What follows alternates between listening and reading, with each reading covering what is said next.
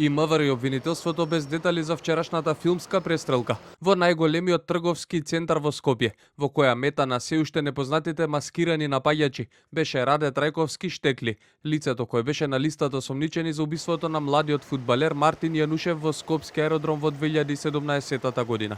Трајковски и лицето кое се наоѓало во автомобилот ги избегнале куршумите од пиштолите со пригушувачи и автоматската пушка, а напаѓачите веднаш избегале со автомобилот, кој според информациите на телевизија 24 бил запален кај езерото Треска. Нова информација не ја потврдуваат од обвинителството, од каде велат дека се проверува можна поврзаност на двата случаи.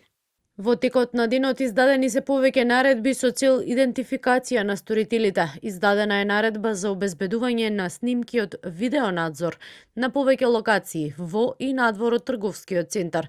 Предмет на вештачење и проверки е и возилото кое беше пронајдено опожарено. Полицијата пак се уште трага по сторителите. Од таму остануваат на соопштеното.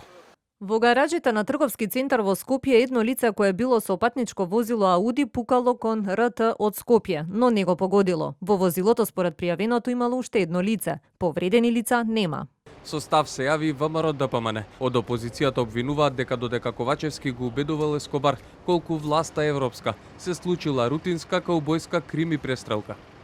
За тоа колку власта европска говори и вчерашниот настан, кој веќе е рутина во главниот град, да се случуваат криминални пресметки меѓу криминални пулени на власта, додека во исто време Спасовски и Ковачевски не убедуваат за европските вредности. Метата на напаѓачите Раде Трајковски не е непознат во јавноста. Во 2017 година неговото име се поврзуваше со убиството на 28 годишниот фудбалер Јанушев.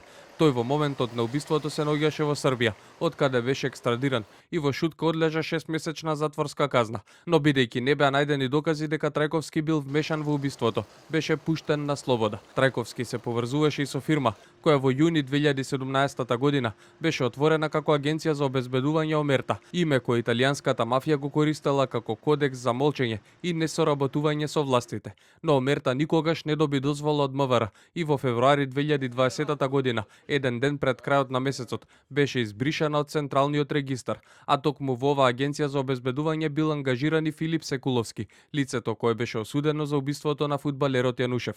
Во 2011 пак Трајковски беше уапсен во Атина, како осомничен на италијанските власти за местење на фудбалски надпревари.